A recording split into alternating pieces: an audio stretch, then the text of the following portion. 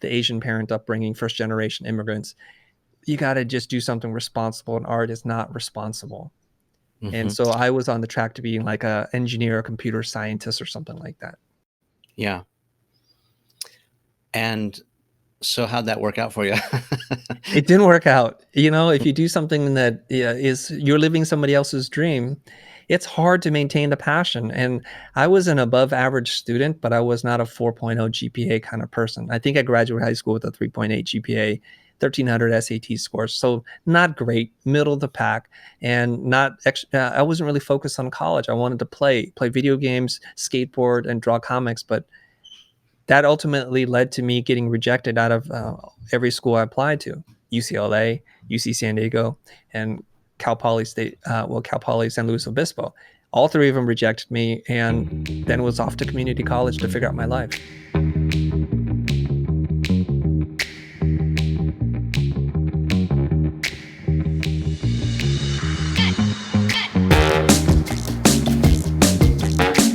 Hi, everybody. My name is Chris Doe. I'm the founder of The Future. We make content to help creative people learn how to make a living doing what they love. And you are watching Behind the Brand with Bryan Elliott. Hey, everyone. Welcome to another edition of Behind the Brand. Chris, welcome to the show. Thank you very much. I usually ask my guests, how'd you get this job? I noticed that about your show. How did I get this job? I got this job mostly by accident. I had been working as a motion designer director in the commercial advertising and music video space since 1995. Around 2014, I ran into an old college friend of mine from Art Center, and he wanted to teach on the internet. And he knew he was tapping into something with me about teaching, and it's just the timing was perfect. And I said, let's do this. But in order for us to sell our products, we had to make videos on YouTube, which is something I'm not very comfortable doing. I'm a behind the camera talent. I'm the director. I usually have people do things in front of camera, and I'm not very comfortable being in front of the camera. And I was very reluctant. I told him I didn't want to do it, but being the persistent friend that he is, he told me, let me help you. All you have to do is you have to just sit there in front of the camera. You're a natural teacher, but I'll take care of everything else. So the first 4 episodes, I sat there, jaws clenched and sore for days after, like, what is wrong with me? And I was thinking about every single word I was saying, and I didn't want to say something wrong. Hyper self-conscious about everything. I hated the sound of my voice. I did not like the way I looked on camera. Very relatable, by the way. I love it. Yeah. So eventually I started to figure it out and get a little bit more comfortable every single day. I'm an introvert, so it's a difficult thing.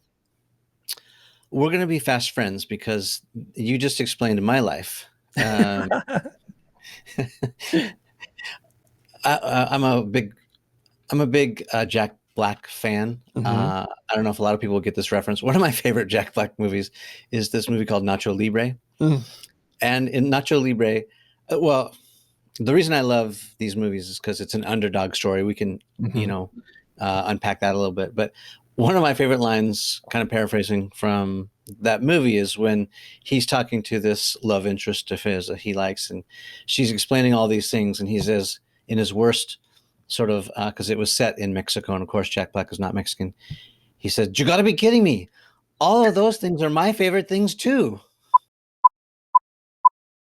My favorite color is light tan. Play volleyball. You gotta be kidding me. Everything you just said is my favorite thing to do every day. That's pretty good. That's pretty good. Yeah. Anyway, yeah. It seems like we're cut from a similar cloth. Let's go back in the chronology as far as you want to go. Okay. But I'm always curious about this, and there's a rhyme to the reason. But let's talk about young Chris and what did you want to be when you grew up? What were your aspirations? What were you thinking about? What direction were you headed? And is that different from where you are now? I think when I was younger, the dream I had for myself was to become a comic book artist. I think it's like when you consume a piece of culture, you want to be a part of that culture. And comic books were magical for me. Back in the day, because I'm probably dating myself here, I'm almost 50 years old. When my mom took me to the drugstore, they had these spinning racks and they would put the comic books there. And that was Mhm. my first real introduction. And I asked her for some money to buy an issue. And I think it was like 50 or 60 cents. And I wanted to pick the right issue because I'm only going to buy one. So I think, the West Coast Avengers. And I take that thing home and I read it like 7 times, not knowing the story that happens before or after. And it's really hard to jump into the middle of a story. I love the smell, the pulp of the paper, the printing, the graphics, the typography. I wanted to be a comic book artist. Are you a West Coast kid? Where'd you grow up? Yeah, so we're refugees from Vietnam. When we landed in the United States in 1975, we landed in Kansas City, Missouri, but we ultimately landed in California, in San Jose, and that's where I grew up. Oh, so NorCal then. NorCal. Mm-hmm. Mm-hmm. Okay. Yeah, my sisters are up in Berkeley, and my other sister's a nurse at Stanford Hospital. So shout out to NorCal. Love Yeah, it. absolutely. And so the desire, the passion to become a comic book artist, like I would sit there and draw, and there was a pretty big gap, as you may know, between what you can do, your skill level, and these masters of comic book serial art. And I kept working at it. I would look at books, and one of the seminal books that kind of shaped my thinking at an early age was How to Draw Comics the Marvel Way by Stan Lee. And I was just like, oh my gosh, I just marveled at this. Really, I'm not that good. So I put that dream away for a long time because I was thinking the path to get to that level, it was too far, and I had to be responsible. I needed to do something real with my life. And this is the Asian parent upbringing, first generation immigrants. You got to just do something responsible, and art is not responsible. And so I was on the track to being like a engineer, a computer scientist, or something like that. Yeah. And so how'd that work out for you?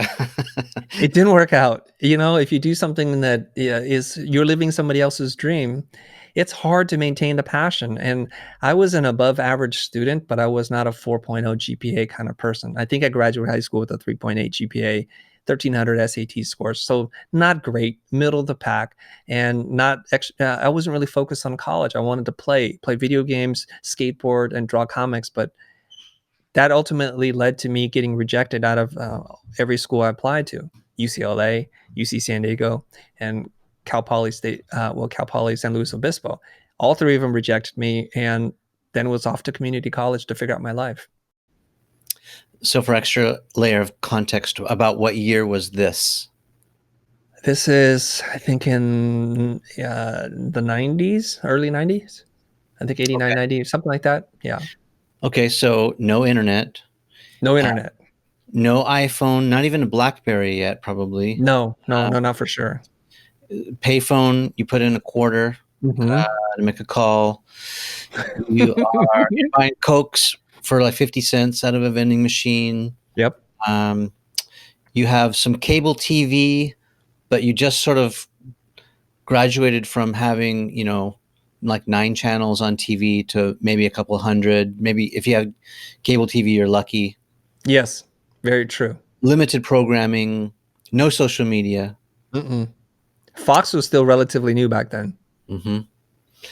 So yeah, stuff was just starting to happen. No one had a website. No, like the word internet was not talked about. Like I literally graduated college, got a job in advertising, and we had to work with a company, and they talked about the internet. So This is 94, 95. I called my older brother who's in computer science. I asked him to explain to me, what is the internet? Yeah. And also, I don't know the timestamp for Adobe, but I remember one of the earlier sort of, I don't want to call it word processing, but like design related softwares like Quark, right? Is that one of the first? One of the early page layout programs. It was Aldus PageMaker and Quark Express. Mm-hmm. Yeah. But so like Adobe Suite didn't exist, No. none of those tools for designers like they do now. And typography and all that was still pretty much being hand drawn, hand set, right? Actually, they were using photo typesetting. So you would actually call a typesetter and then they would do that.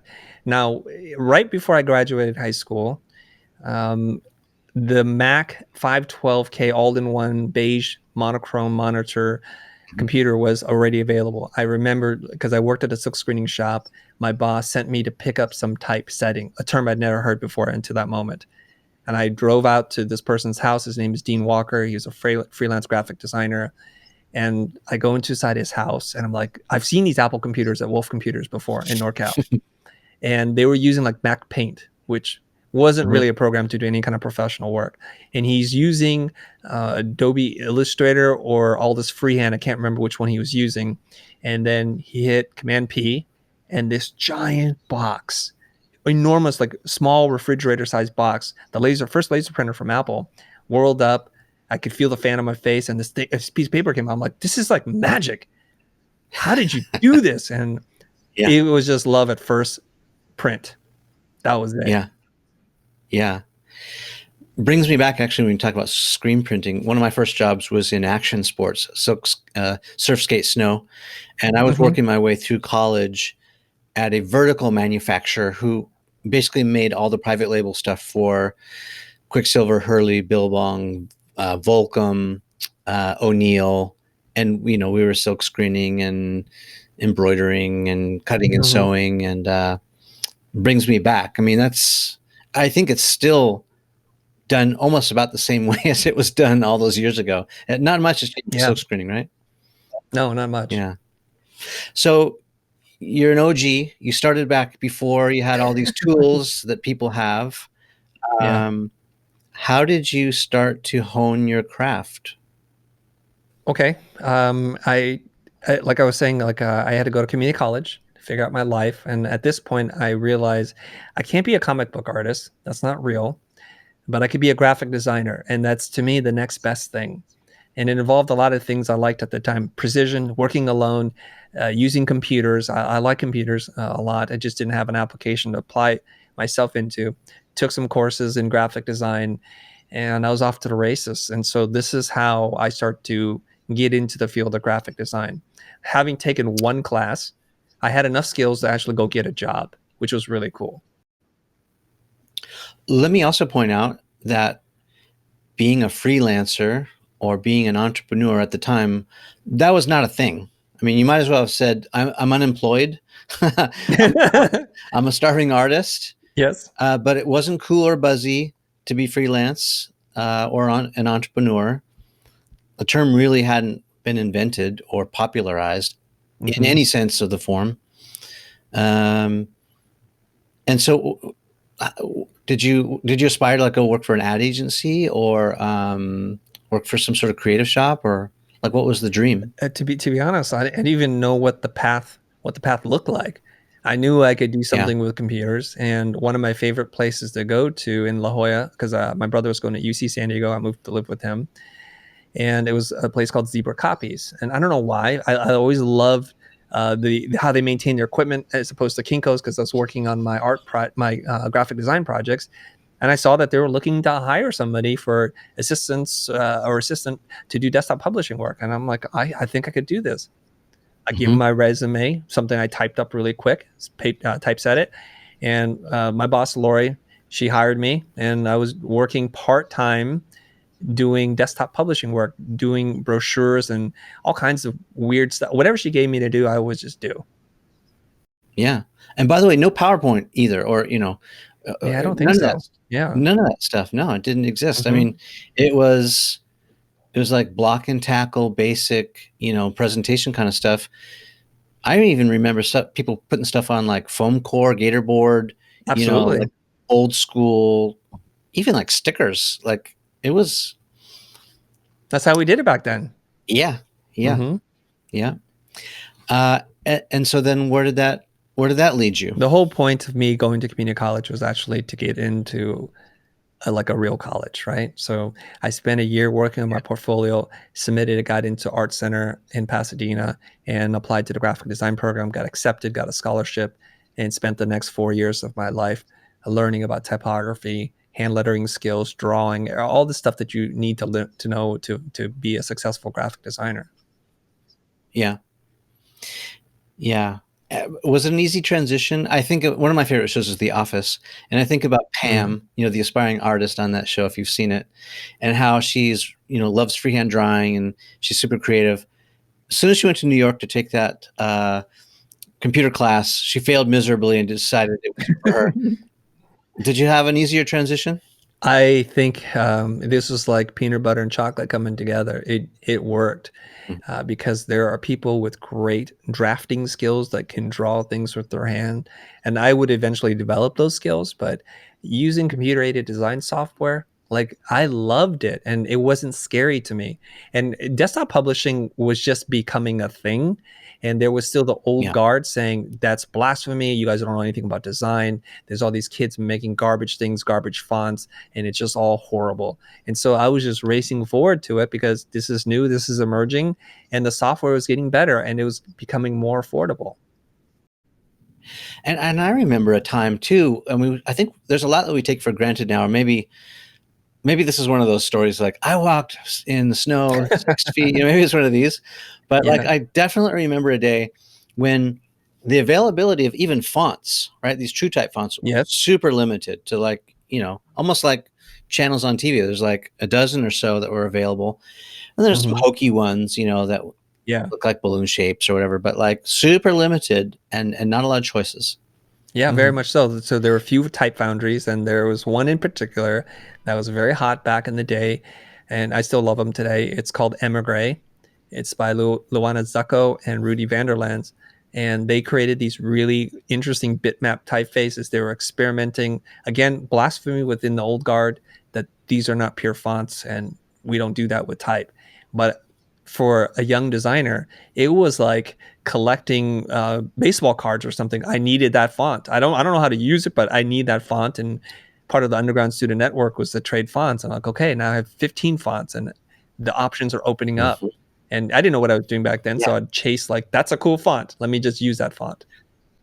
Yeah. Can you imagine though now only having 15 fonts at your disposal? I mean, maybe you can correct me if I'm wrong, but perhaps there are just a handful of fonts that we ought to be using, but like just the limitations that we have or had at Mhm. that point compared to what we've got now, floodgates are open. They are definitely open. And I am one of those old school guys who thinks there are probably only 12 or 20 typefaces you need to use, and I could live the rest of my life using those 12. Yeah. Right now, I only use 3, so, and I have hundreds. Okay. So name your top 3 favorite fonts. Go ahead. Okay. So it's going to be some version of Helvetica, and there's many different foundries that will release a version of Helvetica. You can use that for the rest of your life and you'll be good. Now that's the Apple font, right? Basically. Well, there's different foundries, right? So the Yeah. original cut was Neuhaus Grotesque, and the commercial version was renamed Helvetica, and Monotype makes a version, Adobe makes a version. I think Apple licensed their own version from people, so that's included. So Helvetica is definitely one of them. I believe another one that I absolutely love is Trade Gothic. So this is like, we're getting into the minutia here, but Trade Gothic bold condensed number 20. So I'm very particular. Is that what you use for your book, the cover? No, but it's similar. It's similar. Yes. Okay. Very astute there. So the one I'm grooving on right now, and I can't say it's one of those typefaces forever, but it works really well for social media because it's very condensed, is a typeface called Champion Gothic by the Hoffler Type Foundry. And it's reference old wood type, like when they used to make type out of wood blocks. And there's a feel for those things. If you look at those boxing posters or concert posters when they used to set them by hand, it has that vibe. So that's the Yeah. one I'm using, and that's probably the one that people are associating with the designs that we do. It's pretty cool. I think, and I'm a total novice. I don't know what I don't know, Mhm. but it's interesting to me that you can sort of go back through history and certain, I don't know if you call them typefaces or fonts, but they become very attached to that particular era. So like, 1920s, Right. 1940s, 1950s, Art Deco, that kind of thing. You can assign sort of a design period to. There seems to be a font or typeface that's associated with that era, right? Yes, for sure. And I think especially in the early days of type design, I think there was a kind of a fashion and sensibility of what looked good. And you can usually tell in those eras that based on the X height, this is getting super technical, but where the lowercase x lands, if the X height is really high, it starts to feel like Art Deco, Art Nouveau. And if it's really low, it starts to feel maybe like the Western type faces Mhm. when you would see it in the shootout and the OK Corral kind of thing. Or So the the X height moves up and down, right? reward poster for the Yes, person 100%. who's or super condensed typefaces with really thick serifs, the really chunky serifs, you're going to associate with the Western era. yeah, so interesting Mhm. to me that you can even it's very subtle, right? Like if you're in advertising, you're in marketing, or if you're designing a logo or something, all of that ought to be taken into consideration, I would Yeah, guess. for sure. The Yeah, implications. because okay, so here's the rule of thumb. The stronger the personality of the typeface or font, the less skilled you have to be. So if you want to create a microbrew logo or a brand, you're going to use a highly personalized typeface that's got a lot of character because you borrow the personality of the typeface for your brand. And the Mhm. opposite is true. Typefaces like Helvetica or Futura, they're very neutral. So a lot of people say that's really boring. It's not because it's boring; it's because you actually don't have the skill to use it. Somebody who's really good at typesetting and design can use Helvetica and create a very distinctive, memorable brand for a microbrew that speaks to that person. It's just more of a blank canvas, and you have to work a little harder to shape it. I see. I'm a total nerd for all this stuff. I love it because Mm. I think you and I are both branding guys, and like we've both talked to Marty Newmeyer and Seth Godin, I think, are mutual friends, Yes. and some of these godfathers, the real OGs Mhm. of brand. All this stuff matters, whether we know it or not. And sometimes, and I'd like to sort of break down some of the mistakes, classic mistakes that people are making in design, um, with their intent to build their brand or whatnot. But let's continue your story. So you're done with the junior college. You're Yes. now stepping up. Where are we now? We're at Art Center. I moved to Pasadena, and I'm for the first time in my life, I feel like I'm with my people. Everybody there Yeah. is super weird and creative and nerdy and just into what they're into. So the transportation designers, they're really into cars. They'll talk to you to death about cars. And then there's the filmmakers who know every little bit about every scene of every movie that matters to them. And I just look around me, I'm like, Right. where have you all been my whole life? So we gathered all the design art nerd kids and we jammed them into this campus of 1,200 students. And it was really wonderful. And I started to find myself. I don't mean like to just figure out design, but I start to gain in confidence because I'm still that awkward, weird person who doesn't think I have anything special to give to the world. I find design and I find that I'm actually pretty good at it. And if I work hard, I could be at the top of my class. And that's what I decided to do. So I didn't know it at the time, but some kind of like celibacy vow. And I'm like, I'm done. I'm just going to be at school. I'm going to do work, no parties, no girls. I'm going to be either in the computer lab or the library. And that's where I'm going to spend all my time. And some of my friends who I'm still friends with today, they used to give me a hard time. They're like, well, hey, let's go to this party, Doe. And I'm like, you guys go, you have a good time. I'm going to go through another aisle in the library because I wanted to know where all the books were. And I would just browse. Literally, I had no agenda. Okay, this is where this book is. And oh, what's this book next to it? What's this book above it or below it? And that's where I spent all of my time. And that sounds like focus, dedication. Sounds like you had a goal, a vision. That sounds like how you become great to me. Well, young people, especially today, they want something. They want to achieve. They want to have fame, wealth, power, influence, and they want it all. And they also want to have a good time while doing it. And I just feel like, there's a finite amount of time and energy in a day. What are you willing to give up for the things that you want to have? And it's a game of balance and sacrifice, I think. And I still live that to this day. I love that. It also sounds like what you're saying is that proximity matters. So a lot of people who watch this show, at least from the comments I get on YouTube and other places, it's like, yeah, it's easy for you to say because you've already found your passion. You know what you're great at. You know what you love to do. And I said, yeah, but I had to try a lot of stuff on that didn't fit, number one. Right? And I had to get in close proximity what I thought I wanted in order to call it get lucky. I mean, it was very Yeah. strategic, but like I think you have to be in proximity. You talked about it at the Pasadena School of Art. Mm-hmm. You're in proximity of your people, and that was an environment in which you could thrive.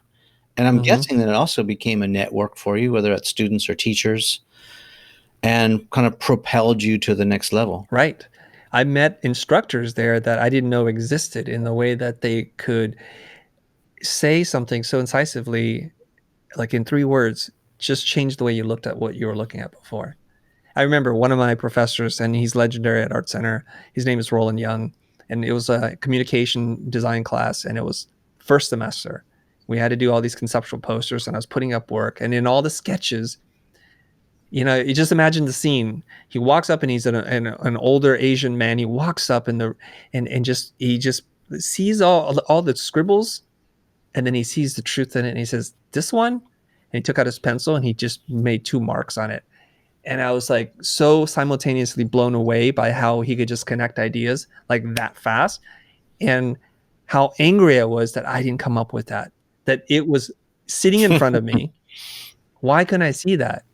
And he was teaching us how to think in more abstract, metaphorical ways. Amazing.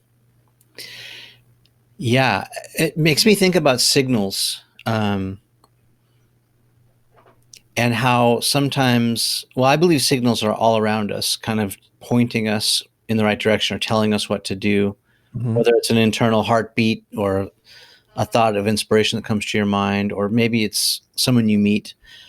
But it's easy to miss them if you're not paying attention, one. And it's that old Ferris Bueller quote, right? If you don't look around once in a while, life's going to pass you by. But it's also that we're not really trained to identify them when they are right in front of our noses like that. I think it's a really good point. Talk about some of the your first steps, and maybe in the context of what went wrong in order to get it right. What are some early lessons you learned about, starting your career? Oh my gosh. Okay. Well, I had the opportunity to start a business only months out of graduating from graduating school. And I had this really dumb idea, Bryan, that your talent is all that matters. And I believed I was already at the top of my class, and I used all the different benchmarks. Like my work was featured in the gallery. I consistently scored high 90s in the portfolio review out of 100. And my classmates were already asking me to help them with their work while I was still in the same class with them. So I thought, this is it. And maybe chalk this up as confidence, chalk it up as arrogance, the stupidity of youth. I was like, this is it. My book is pretty hot right now, and the world should just open their doors to me. And the hard reality is nobody gives a rat's about you. Nobody, because they don't know you from jack. And this is the real world now. You might have been something in that class of 20 students or 30 students, but out in the real world, they don't know you from jack. And I had to learn about marketing, about bidding, sales, and the dreaded word that all creative people fear, networking.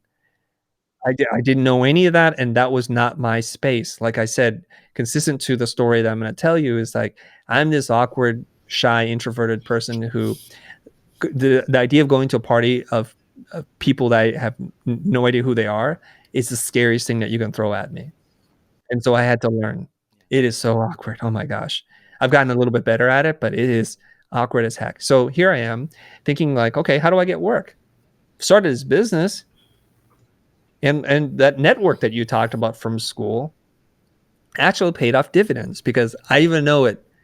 But this is maybe one of those compound effect stories, where you do all this helping other people, and some of those people become successful, or they know other people, and they kind of remember you even though you thought they forgot about you.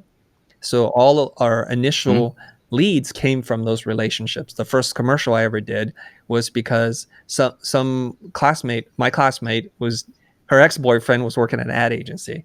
And so that's how that came. And one of our biggest breaks came from one of my friends from school. His girlfriend was working for me at that time. And she said, Chris, I know people in the industry. I'm like, you? And she's not in the industry. And so she introduces me to this art director, who then goes on to becoming an associate creative director somewhere else. And there we are. So it's all those little relationships that you don't think actually are going to turn out to become anything, actually is the very thing that helps you.